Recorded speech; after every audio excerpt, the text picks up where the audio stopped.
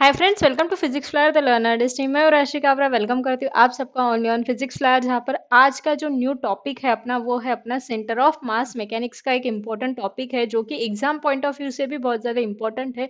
क्योंकि BSc exam में भी ये बहुत बार क्वेश्चन पूछा जाता है और उसके साथ ही यूपीएससी में भी ये क्वेश्चन पूछा गया था। इन 2006 ये क्वेश्चन जो है वो पूछा गया था। और इसके साथ साथ व्हाट इज सेंटर ऑफ मास, और उसके साथ साथ और एक क्वेश्चन था कि सेंटर ऑफ मास में जो आपका लीनियर मोमेंटम है वो कांस्टेंट होता है कि नहीं, मींस आपका जो लीनियर मोमेंटम है वो कंजर्व होता है कि नहीं। ये क्वेश्चन आपका आया था 2006 में। जब अपन पीवाईक्यूज देखेंगे तब उसकी राइटिंग मेथड कैसे लेना है ये तो देखेंगे, लेकिन आज जो है वो पूरी की पूरी अपन थ्योरी को अच्छे से समझ लेंगे। ठीक है, अब सेंटर ऑफ मास जो है उसकी जरूरत क्यों पड़ी, सेंटर ऑफ मास जो है पूरा कैसे कंसिडरेशन में लाया गया, इसके बारे में थोड़ा सा मैं बता देती हूँ। कि अगर suppose to be if you have a body, अभी तक अपन क्या करते थे, आपके पास एक बॉडी है, सपोज एक यहाँ पर ब्लॉक है, ठीक है, और इसका मास जो है वो m है। अब ये जो बॉक्स है वो क्या कर रहा है, मोशन कर रहा है। तो सपोज ये बॉक्स जो है यहाँ से यहाँ पर गया, ठीक है।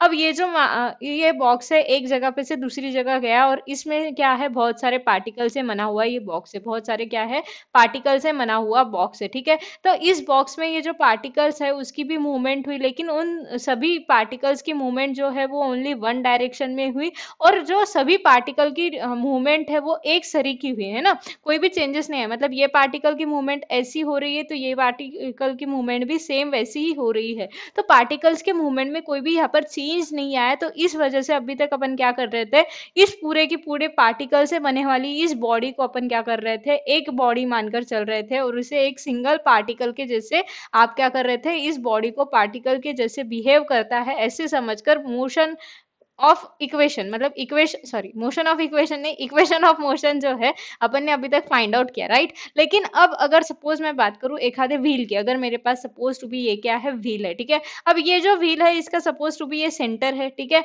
अब इस सेंटर इस व्हील को मैंने यहाँ से क्या लेके गई, यहाँ पर लेके गई, ठीक है। अब ये जो व्हील है यहाँ से यहाँ पर आई, तो व्हील ने क्या किया, ऐसे राउंड होकर वो क्या हुई, ऐसे ऐसे होकर वो क्या हुई, यहाँ पर आई, ठीक है। लेकिन इसका जो सेंटर है, ये जो सेंटर है वो क्या हुआ, सेम रहा। मीन सेंटर तो है वो सेम है, लेकिन ये व्हील भी तो डिफरेंट डिफरेंट क्या ऐसे बनने वाली है, डिफरेंट डिफरेंट पॉइंट से, डिफरेंट डिफरेंट पार्टिकल से बनाने वाली है। तो suppose there are this particles 1 2 and 3। अगर ये पार्टिकल्स है, अब ये व्हील जो है वो ऐसे मोशन करते करते यहाँ पर पहुंची ना, तो ये जो 3 पार्टिकल्स है वो फिर वहां से यहाँ पर आए, फिर ये पार्टिकल यहाँ पर आए, फिर ये पार्टिकल यहाँ पर आए, एंड फाइनली ये पार्टिकल्स जो है वो यहाँ पर आए, ठीक है।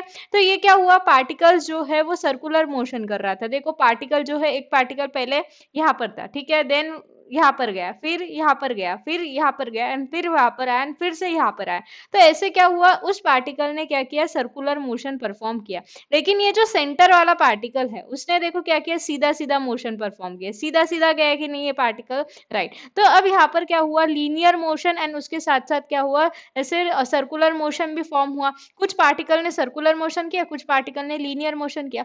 तो फिर यहाँ पर जब अपन बात करेंगे तो एक पार्टिकल, मतलब उस ऑब्जेक्ट को पार्टिकल के जैसे कंसिडर करने में थोड़ी सी दिक्कत आ जाती है। क्यों, क्योंकि कुछ पार्टिकल बिहेव कर रहे हैं सीधे लीनियर मोशन, कुछ पार्टिकल कर रहे हैं सर्कुलर मोशन। तो यहाँ पर एक कंसेप्ट लाया गया जिसको आप बोलोगे सेंटर ऑफ मास। यहाँ पर कौन सा कंसेप्ट लाया गया, सेंटर ऑफ मास। और सेंटर ऑफ मास को पकड़कर ऐसा कंसिडर किया गया, सपोज ये व्हील है तो इसका कुछ ना कुछ एक सेंटर होगा जहां पे पूरे बॉडी का क्या होगा, मास जो है वो कॉन्सेंट्रेटेड होगा, और फिर उस पार्टिकल को उस बॉडी को पार्टिकल के जैसे क्या किया जाएगा, शो किया जाएगा। और वो जो बॉडी है वो हमेशा कौन सा मोशन परफॉर्म करेंगी, वो जो बॉडी है और जिसमें उसका सेंटर ऑफ मास है, तो वो जो सेंटर ऑफ मास है वो हमेशा ट्रांसलेटरी मोशन परफॉर्म करेगा, हमेशा क्या करेगा, ट्रांसलेटरी मोशन परफॉर्म करेगा। ये थोड़ा सा बेसिक बेसिक था, नॉलेज देना था आपको इसलिए। लेकिन अब जो मेन टॉपिक है उसके ऊपर जाएंगे कि what is centre of mass, centre of mass क्या होता है,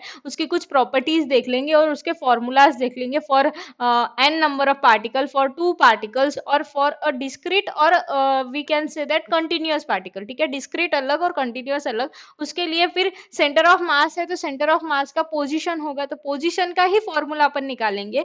उसकी पोजीशन एक्चुअल में होगी क्या, ठीक है, वो डिपेंड किस पर करेगा किस पर नहीं करेगा। उसके साथ ही अपन क्या करेंगे, उसका एक्सेलरेशन निकाल लेंगे, उसकी वेलोसिटी निकाल लेंगे, और उसके बाद में अपन ये भी प्रूफ कर देंगे कि लीनियर मोमेंटम कब कंजर्व होगा सेंटर ऑफ मास में। ठीक है। यह सारी चीजें आज अपने को देखना है। तो बिना टाइम वेस्ट किए अपन जो मेन टॉपिक है उस पर आते हैं। तो सेंटर ऑफ मास क्या होता है? तो सेंटर ऑफ मास को मैं क्या लिखती हूँ, COM मैं यहाँ पर लिखती हूँ, ठीक है। आपको लिखना है आपके नोट्स में सेंटर ऑफ मास। तो सेंटर ऑफ मास की जो डेफिनेशन है वो आप इजीली बोल सकते हो कि it is a fix point. ये क्या है? एक फिक्स पॉइंट है जहां पर पूरे बॉडी का जो क्या है, मास जो है वो कॉन्सेंट्रेटेड है। तो आप ऐसे बोल सकते हो, it is a fix point at विच, या फिर where, at which mass all mass of the body is considered to be या said to be लिखोगे, क्यों? क्योंकि यहाँ पर जो है ये सब कंसिडरेशन है, ठीक है। It is fixed at which all the mass of the, it is a fix,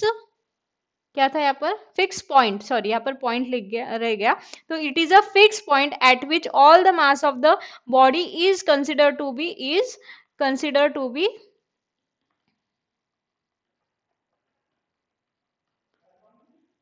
concentrated। तो ये हो गई डेफिनेशन, लेकिन यहाँ पर डेफिनेशन के साथ साथ दो अजम्पशन भी आपको लेना जरूरी है। सेंटर ऑफ मास के लिए टू अजम्पशन जो है वो क्या है, बहुत ज्यादा इंपॉर्टेंट है। अब टू अजम्पशन देखो, अभी जो है मैं पूरा थेरोटिकल बता रही हूँ, आपको पूरा थेरी प्रिपेयर करना है। जब अपन पीवाईक्यूज देखेंगे तब अपने आपको आंसर किस पैटर्न में लिखना है वो मैं बता दूंगी, ठीक है। उसके लिए टेंशन नहीं लेना। तो दो अजम्पशन जो है वो यहाँ पर इंपॉर्टेंट है। फर्स्ट अजम्पशन ये है कि सेंटर ऑफ मास जो है वो हमेशा ट्रांसलेटरी मोशन करेगा। कैसा मोशन करेगा? ट्रांसलेटरी मोशन करेगा, ठीक है। यहाँ पर स्पेलिंग ट्रांसलेटरी का ट्रांसलेशन, ट्रांसलेटरी मोशन करेगा, ठीक है। या फिर आप उसको बोल सकते हो ट्रांसलेशन मोशन करेगा, ठीक है। ट्रांसलेशन मोशन ही करेगा।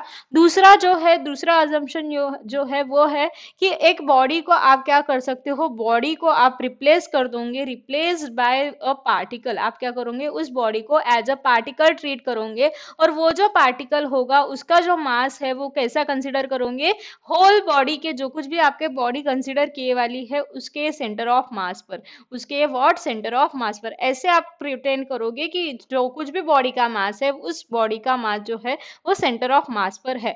और सेंटर ऑफ मास जो है एक पर्टिकुलर पोजीशन है। सेंटर ऑफ मास क्या है? एक पर्टिकुलर पोजीशन है। सपोज ये मेरे पास रॉड है, ठीक है। अब ये मेरे पास रॉड है, तो ये जो रॉड है वो होमोजीनियस रॉड है, मींस इसमें जो मास डिस्ट्रीब्यूशन है वो पूरा की पूरा होमोजीनियस है। और ये जो बॉडी है वो भी एक सिमेट्रिक बॉडी है। इसका सिमेट्रिक बॉडी है, मींस इसका जो शेप है वो क्या है, सिमेट्रिक है, कहीं पर ज्यादा कहीं पर कम नहीं। ये छोड़ दो आप, ठीक है। यहाँ तक सपोज एक रॉड है, ठीक है। तो अब अगर कोई बॉडी सिमेट्रिक है और होमोजीनियस है तो उसका जो सेंटर ऑफ मास है वो हमेशा कहाँ आएगा, मिडल में आएगा। सेंटर ऑफ मास की जो पोजीशन है वो कहाँ आएंगी, मिडल में आएगी। तो ये रॉड है तो इसका जो सेंटर ऑफ मास है वो कहाँ आ जाएगा, मिडल में आ जाएगा, ठीक है। अब अगर suppose to be centre of mass है, अगर मैंने सेंटर ऑफ मास पर क्या किया, यहाँ पर कुछ फोर्स लगा दिया, तो मैंने यहाँ पर फोर्स लगाया, तो ये देखो ये बॉडी जो है आपको दिख रही है कि नहीं पता नहीं, लेकिन मैं ट्राई कर रही हूँ, ठीक है। अगर मैंने यहाँ पर सेंटर ऑफ मास पर फोर्स लगाया तो ये बॉडी ने क्या किया, ट्रांसलेटरी मोशन किया, यहाँ से ये यहाँ पर गई। लेकिन वही फोर्स जो है मैंने दूसरे जगह लगाया, तो सपोज मैंने ये फोर्स जो है यहाँ पर लगाया, तो ये देखो बॉडी जो है वो ऐसे मूव करने लगी, मीन्स वो सर्कुलर मोशन करने के लिए हो गई तैयार, ठीक है। तो ऐसा फर्क पड़ता है। अगर आप सेंटर ऑफ मास पे लगाओगे तो हमेशा याद रखना, सेंटर ऑफ मास पे अगर आपने फोर्स लगाया तो आपका जो मोशन है वो हमेशा ट्रांसलेटरी मोशन होगा, ठीक है। दूसरी बात ये मैंने बताई कि अभी जो आप बोल रहे थे सिमेट्रिक और होमोजेनियस जो बॉडी रहेंगी तो उसका जो सेंटर ऑफ मास है वो हमेशा मिडल में रहेगा। फॉर एग्जाम्पल अगर ये मेरे पास डिस्क है, ठीक है, ये मेरे पास डिस्क है, तो इस डिस्क का जो सेंटर ऑफ मास है वो क्या रहेगा, geometrical centre of that disc. Geometrical centre of that disc means ये वाला जो मैं रेड पॉइंट से कर रही हूँ वो पॉइंट होगा। अगर सपोज टू भी मैंने एक रिंग कंसिडर कर ली, तो अब ये जो रिंग है यहाँ पर क्या होता है, बीच में तो हॉल होता है। रिंग आपने कभी देखी है, ये क्या होता है, बीच में तो हॉलो होता है। फॉर एग्जाम्पल मैं रिंग के लिए एग्जाम्पल बता रही हूँ। सपोज टू बी ये जो है वो हेडफोन से मैं बताने की कोशिश कर रही हूँ, दिस इज योर रिंग। तो रिंग में देखो ये जो मास है पूरा यहीं पे है, लेकिन और ये जो पूरा है वो क्या है, होल खाली है, राइट। लेकिन इसका जो सेंटर ऑफ मास है वो कहाँ होगा, बीच में ही होगा। इसका भी सेंटर ऑफ मास जो है वो कहाँ होगा, बीच में ही होगा। तो इस पे से आपको एक और प्रॉपर्टी ऐसे बता सकते हो आप कि सेंटर ऑफ मास जो है, सेंटर ऑफ मास की पोजीशन जो है within the body, within the body, या फिर और आउटसाइड द बॉडी, दोनों भी हो सकती है। तो this is one of the property of your centre of mass, outside the body, ठीक है। तो ऐसा जरूरी नहीं है कि आपको बॉडी के अंदर ही सेंटर ऑफ मास मिले, ऐसा भी हो सकता है कि सेंटर ऑफ मास जो है आपको बॉडी के बाहर भी मिल सकता है, ठीक है। अगर सपोज मैं बात करूं कोई रेक्टेंगुलर लैमिना की, तो ये रेक्टेंगुलर लैमिना के लिए जो सेंटर ऑफ मास है वो कहाँ पर हो जाएगा, डायगोनल, जहां पर आपके इस रेक्टेंगुलर लैमिना के डायगोनल जहां पे आपको कोलाइड होंगे, जहां पे इंटरसेक्ट होंगे, वो हो जाएगा उसका सेंटर ऑफ मास, ठीक है। समझ में आई। अब रॉड की बात करूं तो रॉड, अगर सपोज ये रॉड है तो ये यहाँ पर हो जाएगा उसका सेंटर ऑफ मास। ये तो हो गई बात किसकी, होमोजीनियस। होमोजीनियस मीन्स जिसका मास डिस्ट्रीब्यूशन क्या है, जिस बॉडी का मास डिस्ट्रीब्यूशन क्या है, सेम है इस बॉडी के लिए, ठीक है। जो ज्योमेट्रिकल सेंटर है वो कहाँ होगा, होमोजीनियस बॉडी जिसका मास डिस्ट्रीब्यूशन सेम है, होमोजीनियस है उसका, और उसकी जो शेप है वो कैसा होनी चाहिए, सिमेट्रिक होनी चाहिए, तभी ऐसा होगा। लेकिन अगर सपोज टू बी आपका जो मास डिस्ट्रीब्यूशन जो है, मास डिस्ट्रीब्यूशन जो है वो सेम नहीं है, और या फिर उसकी जो शेप है कुछ अलग सा है, तो इसमें भी सेंटर ऑफ मास आप निकाल सकते हो। तो इसमें सेंटर ऑफ मास निकालने के लिए, centre of mass is nothing but your position. तो ये जो है सपोज आपकी एक्स एक्सिस हो गया, वाई एक्सिस हो गया और जेड एक्सिस हो गया, X axis, Y axis and Z axis, ये हो गई आपकी ओरिजिन। तो सेंटर ऑफ मास जो है वो कहा, यहीं पर कहीं पर आपको मिलेगा। फॉर एग्जाम्पल मैं बता रही हूँ, तो ये जो सेंटर ऑफ मास मिलेगा इसका हो जाएगा पोजिशन वेक्टर आर, ठीक है। अब ये जो बॉडी है वो बहुत सारे पार्टिकल से बनी हुई है, तो this are the number of particles जो बॉडी में बने हुए हैं, ठीक है।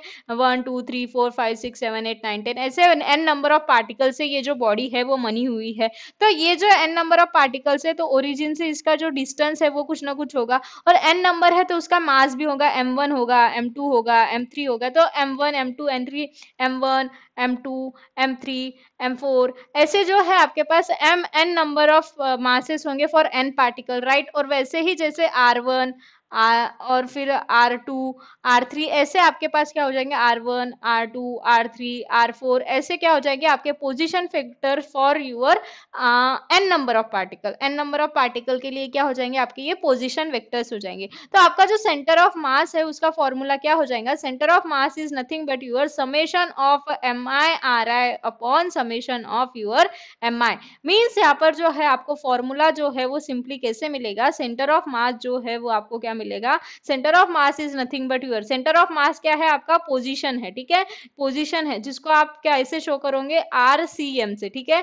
RCM is nothing but your position of centre of mass, position of your centre of mass. तो ये क्या हो जाएगा आपके पास, m1 r1 plus m2 r2 plus m3 r3 plus so on up to your plus mn Rn, right. और उसके नीचे जो है वो क्या होगा, सारे मासेस की एडिशन। तो ये क्या हो जाएंगी, m1 plus m2 plus m3 plus so on up to mn। तो ऐसे है, तो इसको आप ऐसे लिख सकते हो, summation of i equals to 1 to n mi ri upon summation of i equals to 1 to n हो जाएगा आपका mi।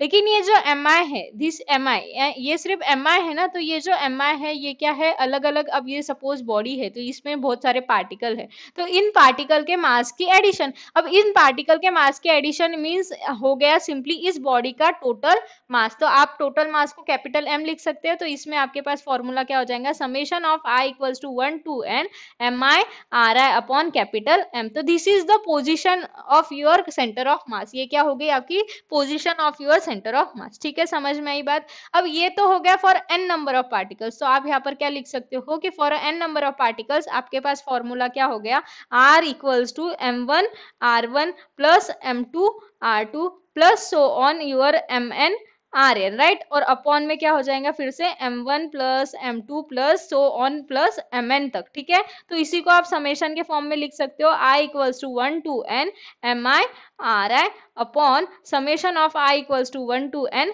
m। और इसी को आप ऐसे लिख सकते हो, summation of i equals to 1 to n mi ri upon capital M, where capital M is the mass of your whole body, mass of your whole body, ठीक है। ये समझ में आया।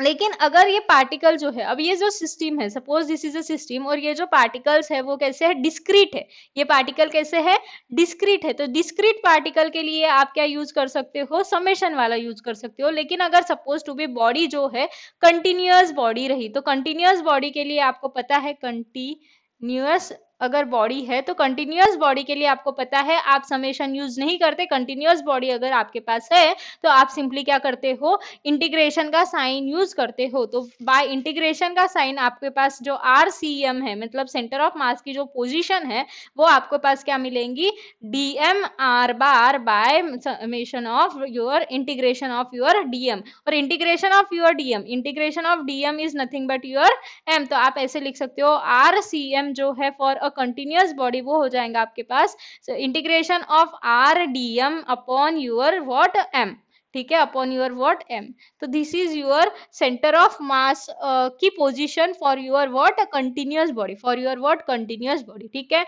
अगर आपके पास टू बॉडी रही, टू बॉडी है अगर आपके पास फॉर अ टू बॉडी, अगर सेंटर ऑफ मास आपके लिए क्या, किसके लिए निकालना है, सेंटर ऑफ मास की पोजीशन निकालना है for two body, for your two body problem, two body, ठीक है। अब टू बॉडी है मीन्स आपके पास क्या है, टू बॉडी है या फिर टू पार्टिकल्स आप बोल सकते हो, दोनों भी बोल सकते हो, टू बॉडीज के लिए भी आप निकाल सकते हो या फिर टू पार्टिकल्स के लिए भी निकाल सकते हो। तो suppose this is your Cartesian system, this is your origin. एक है पार्टिकल यहाँ पर जिसका मास है m1, एक है पार्टिकल यहाँ पर m2। तो इसका जो है ओरिजिन से जो आपका पोजिशन वेक्टर है वो हो जाएगा r1 और इसका जो पोजिशन वेक्टर है वो हो जाएगा आपका r2।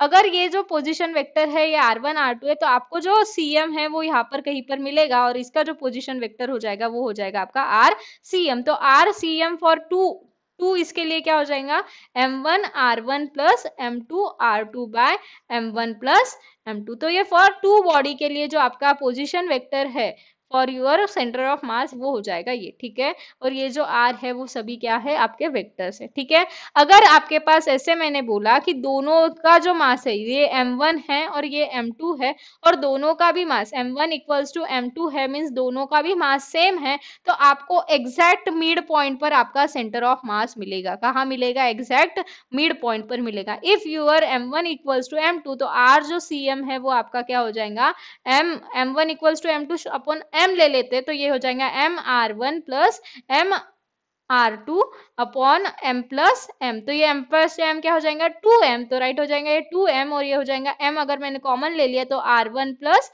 r2, तो ये m क्या हो जाएगा कैंसल आउट। तो आपके पास जो rcm है फॉर टू सिमिलर बॉडीज या फिर having a same mass body क्या हो जाएगा आपके पास r1 प्लस r2 बाय 2, ठीक है। तो this is your formula for your that ये। तो ये जो फॉर्मूला है वो सिंपली किसका है, मिड पॉइंट का है। अगर मिड पॉइंट निकालना है तो आप यही निकालते हो, मींस अगर आपके पास दो चीजें हैं, दो बॉडी है, दो पार्टिकल है और उसका सेंटर ऑफ मास निकालने बोला और उसका अगर मास इक्वल है तो आपको मास को कंसिडरेशन नहीं करना है, डायरेक्टली उसका मिड पॉइंट निकालो, वहीं पर उसकी क्या हो जाएंगी, पोजीशन हो जाएंगी सेंटर ऑफ मास की, ठीक है। लेकिन अगर सपोज टू बी ऐसा अगर हुआ कि सेंटर ऑफ मास जो है उस वो डिफरेंट, मतलब मासेस जो है वो आपके पास डिफरेंट है, तो क्या होगा, मासेस अगर डिफरेंट है मींस m1 है, ठीक है, और ये है आपका m2। सपोज योर m1 जो है वो है आपके पास, m1 जो है वो है आपके पास सपोज टू बी, एक एग्जांपल ले लेते हैं यहाँ पर, ये इरेज कर लेती हूँ मैं, ठीक है। अब यहाँ पर m1 एंड m2 दो कंसिडर कर लेते हैं। ये m1 है, ठीक है, जो कि है आपके पास 5 kg का, और ये जो है वो m2 है जो कि है आपके पास 3 kg का, ठीक है।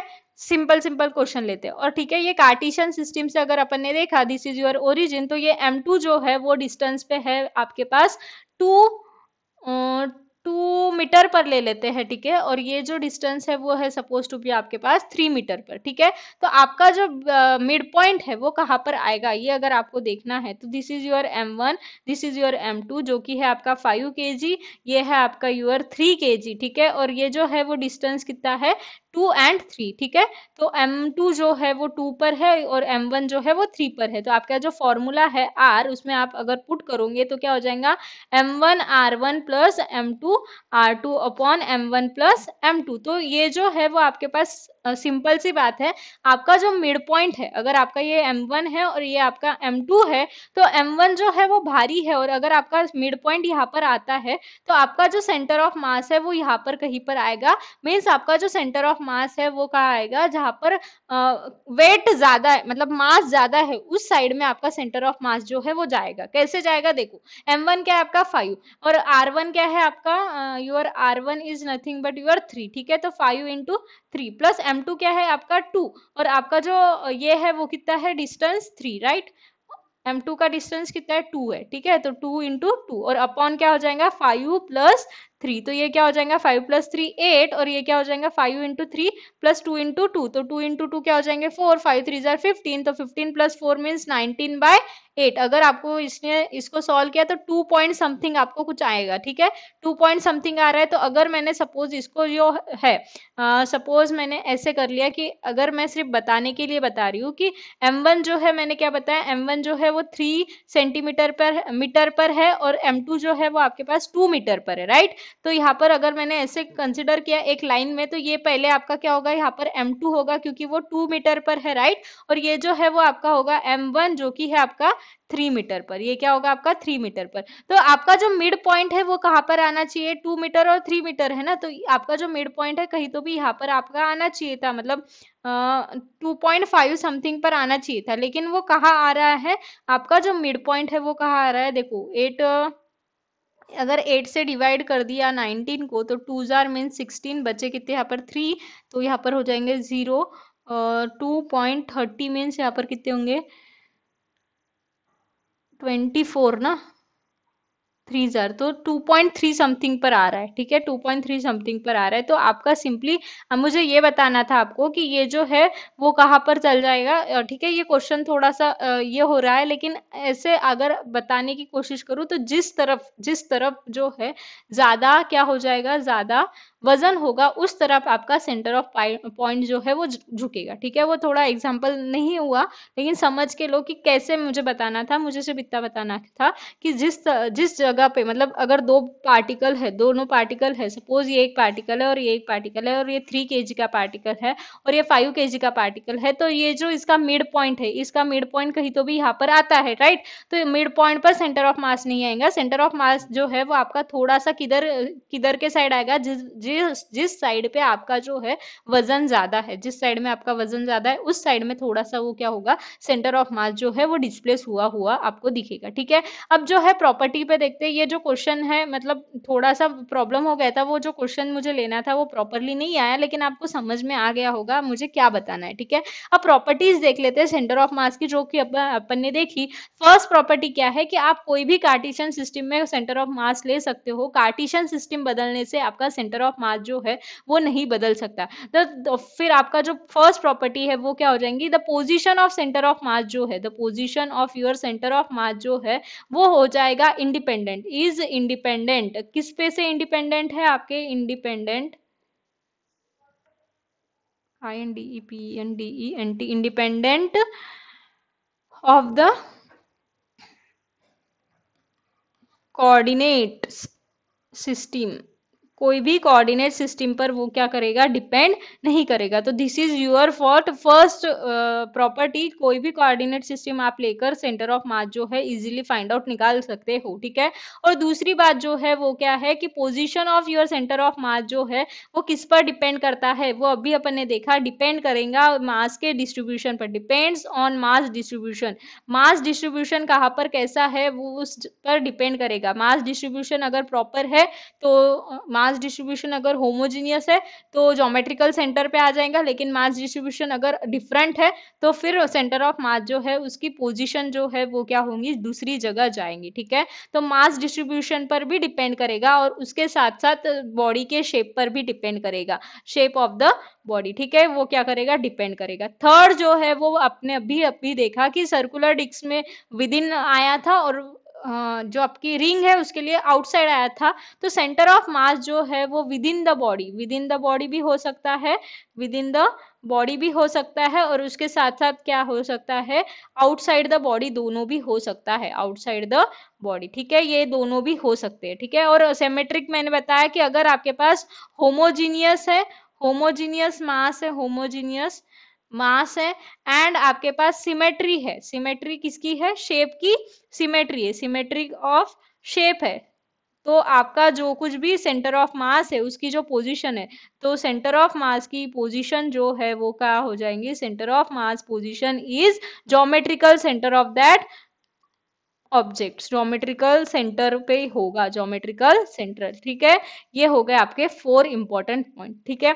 यहाँ तक आपको समझ में आया। तो और दूसरी बात कि ये जो है सेंटर ऑफ मास जो है वो हमेशा कौन सा देगा, ट्रांसलेटरी मोशन देगा, और सेंटर ऑफ मास पे रोटेटरी मोशन का कोई भी इफेक्ट नहीं होगा। अभी आपने जब देखा था तब मैंने ऐसे बताया था कि एक जो चक्का है वो व्हील जो है वो ऐसे जा रहा है, तो ज्योमेट्रिकल सेंटर ही होगा, क्योंकि ये जो व्हील है वो पूरा की पूरा क्या है, होमोजीनियस है, और मास डिस्ट्रीब्यूशन भी सेम है, तो ये सेंटर ही होगा, तो ज्योमेट्रिकल सेंटर ही होगा सेंटर ऑफ मास जो है आपका। तो ये जो सेंटर ऑफ मास है उस पर रोटेशनल मोशन का कोई भी फर्क नहीं पड़ने वाला, ठीक है। ये हो गई आपकी फिफ्थ प्रॉपर्टी। अब जो है मेनली अपना जो मेन टॉपिक है उस पर अपन जाएंगे, जिसमें अपन क्या करने वाले हैं, सेंटर ऑफ मास को डिफरेंट डिफरेंट एंगल से स्टडी करने वाले हैं। और जो अपना मेन क्वेश्चन आ चुका था, सेंटर ऑफ मास क्या है, ये क्वेश्चन आया था, और उसके साथ ही आपके पास जो क्वेश्चन आया था कि लीनियर मोमेंटम सेंटर ऑफ मास में कंजर्व कैसे होगा और कैसे होता है, ठीक है। तो वो जो क्वेश्चन है उसी पर अपन आ रहे हैं। तो अभी अपन ने देखा कि RCM जो है आपका position of centre of mass जो है वो आपके पास क्या आया,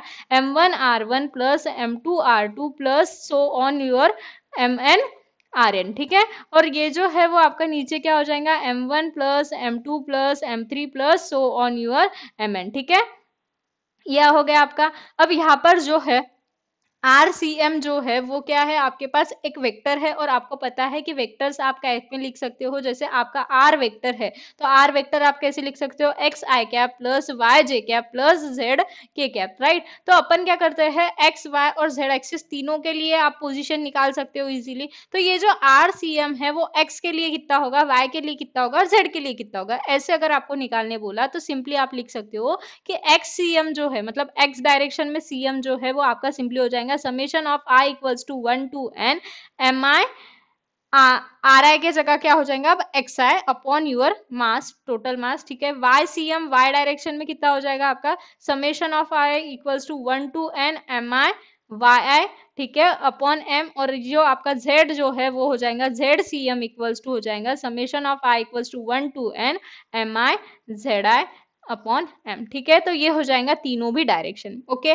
अब इसी को अगर सपोज आपने क्या कर दिया डिफरेंशिएट, अब ये जो आपका RCM है, ये जो है आपका RCM जो आपको क्या मिला summation of I equals to 1 to n MI RI upon capital M, इसी को अगर आपने क्या कर लिया डिफरेंशिएट कर लिया, क्या कर लिया डिफरेंशिएट कर लिया, तो आपके पास क्या हो जाएगा DRCM अपॉन DT। तो ये क्या हो जाएगा DRCM बाय DT, तो summation of I equals to 1 to n MI जो है वो आप बाहर ले लोगे, क्योंकि MI चेंज नहीं हो सकता, RI भले ही चेंज हो सकता है विथ रिस्पेक्ट टू टाइम, मास तो चेंज नहीं हो सकता, राइट। तो ये क्या हो जाएगा DRI by DT upon your capital M। तो ये देखो DR बाय, मतलब अगर आपने डिफरेंशिएट किया तो ये क्या हो रहा है ओनली आपका वेलोसिटी, तो वेलोसिटी ऑफ योर CM मतलब सेंटर ऑफ मास की जो वेलोसिटी है उसका फॉर्मूला आपके पास आ जाएगा I equals to 1 to n MI VI। अब यहाँ पर क्या ले लेंगे छोटा VI अपॉन कैपिटल M। तो this is your velocity for your centre of mass, ये क्या होगी आपकी सेंटर ऑफ मास के लिए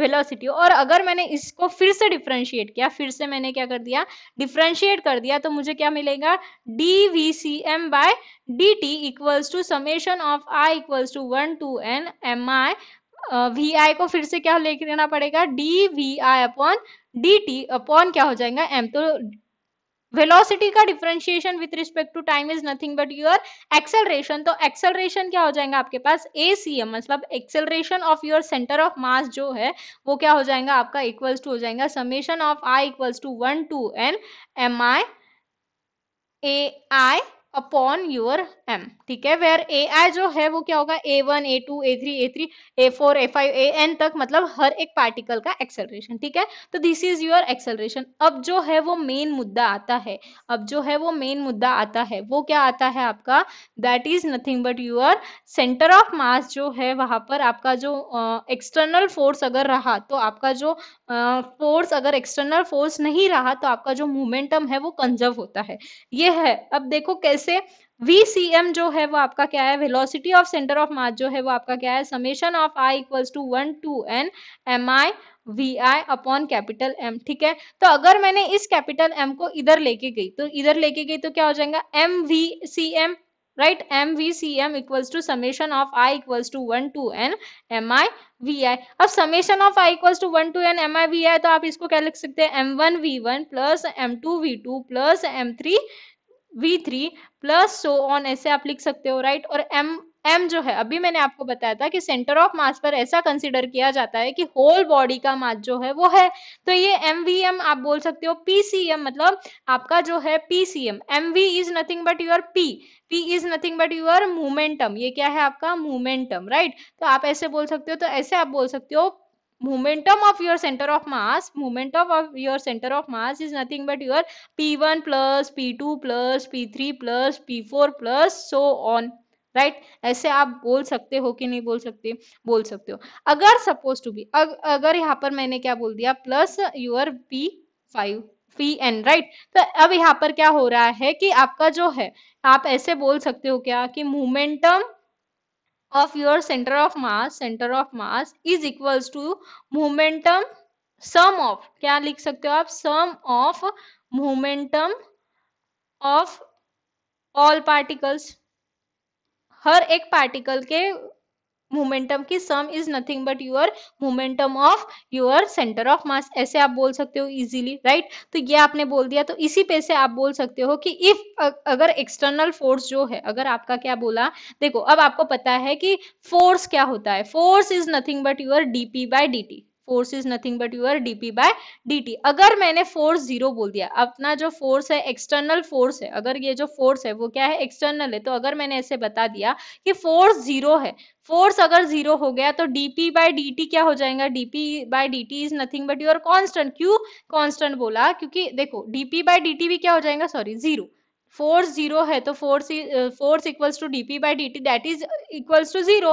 तो इस पे से आप बोल सकते हो, देखो डीपी बाय डी टी अगर आपका जीरो है, मीन्स आपका अगर फोर्स जीरो है तो डीपी बाय डी टी क्या हो जाएगा, जीरो हो जाएगा। अब DP by D T zero हो जाएगा, उसका मतलब क्या है कि पी जो है वो क्या हो जाएगा आपका, कांस्टेंट हो जाएगा, पी जो है वो क्या हो जाएगा आपका, कांस्टेंट हो जाएगा। तो आप ऐसे बोलोगे कि if your external force is zero, if your what external force is zero, then आप ऐसे बोल सकते हो कि आपका जो कंजर्वेशन है, मोमेंटम का जो कंजर्वेशन है वो होगा, मोमेंटम का कंजर्वेशन आपके पास होगा। तो आप इसको इजीली ऐसे लिख सकते हो, देखो आपके पास क्या दिया था, P इक्वल्स टू आपके पास था P1 plus P2 plus P3 plus so on up to P4 plus so on up to your Pn, right. और ये क्या था, PCM था, राइट। तो अब P को आप क्या लिख सकते हो, MV MCM, और ये क्या था आपके पास M1 V1 plus M2 V2। ये जो क्वेश्चन है बहुत इंपॉर्टेंट है, आए वाला है, इसलिए मैं इसको और अच्छे से आपको एक्सप्लेन करने की कोशिश कर रही हूँ, ठीक है। तो उसी को आपने लिख दिया, summation of I equals to 1 to n mi है, राइट। अब अगर सपोज मैंने ऐसे बोल दिया P equals to M V है, लेकिन मेरा जो है dp बाई dt अगर आपको जीरो बोल दिया, मीन्स आपका जो फोर्स है, फोर्स एक्सटर्नल अगर मैंने जीरो बोल दिया, तो आपका जो P है वो क्या हो जाएगा, कांस्टेंट हो जाएगा। और P कांस्टेंट हो गया मतलब ही आप बोल सकते हो कि मोमेंटम जो है, मोमेंटम जो है वो आपका क्या हो गया, कंजर्व हो गया, मोमेंटम जो है वो आपका क्या हो गया, कंजर्व हो गया, ठीक है। तो इसी पे से आप बोल सकते हो, अगर आपको सेंटेंस चाहिए, जैसे उपाध्याय में सेंटेंस था, the total linear momentum of a system is equals to the product of the total mass of the system and the velocity of the center of mass। Simply वही था, देखो क्या बोला था मैंने, P equals to P1 plus P2, तो P1 क्या है, मास और वेलोसिटी का क्या है, मल्टीप्लीकेशन है, और हर एक पार्टिकल के मास और वेलोसिटी की क्या है, एडिशन है। तो जैसी उपाध्याय में क्या दिए वाला है, the total linear momentum of a system is equals to the product of total mass of the system and the velocity of the system, ठीक है, ये बताया। अब अगर सपोज उसको डिफरेंशिएट किया, तो मैंने जैसे आपको बताया कि dp बाई dt अगर होता है, मतलब अगर मैंने क्या कर दिया, p को डिफरेंशिएट कर दिया, तो ये क्या हो जाएगा, dp by dt is equals to क्या हो जाएगा, d by dt of mv, right, D by D T of your M V, where M जो है वो आपका क्या है, कांस्टेंट, तो एम आ जाएगा बाहर, तो ये क्या हो जाएगा, D by D T of your V. अब V D V by D T को आप क्या लिख सकते हो, M equals to D square R by dt, ऐसे आप लिख सकते हो d square r by dt square, right. तो यहाँ पर जो है फोर्स एक्सटर्नल जो है वो आ जाएगा आपका dp by dt, that is nothing but your m into D square R by D T square, right. तो यहाँ पर आप बोल सकते हो कि अगर आपका when your force is zero, when your, जो जेसी उपाध्याय से भी बता दे रही हूँ मैं आपको कि कैसे है, जेसी उपाध्याय में दिए वाला वही चीज है, ठीक है। When f equals to zero तो p इक्वल्स टू हो जाएगा आपका mv, that is equals to summation of i equals to 1 to n mi is equals to nothing but your constant, ठीक है। तो यही कांस्टेंट हो गया। और लास्ट में आपको सेंटेंस दिए वाला था कि if the total external force F external on the system is zero, then its total linear momentum is constant of motion.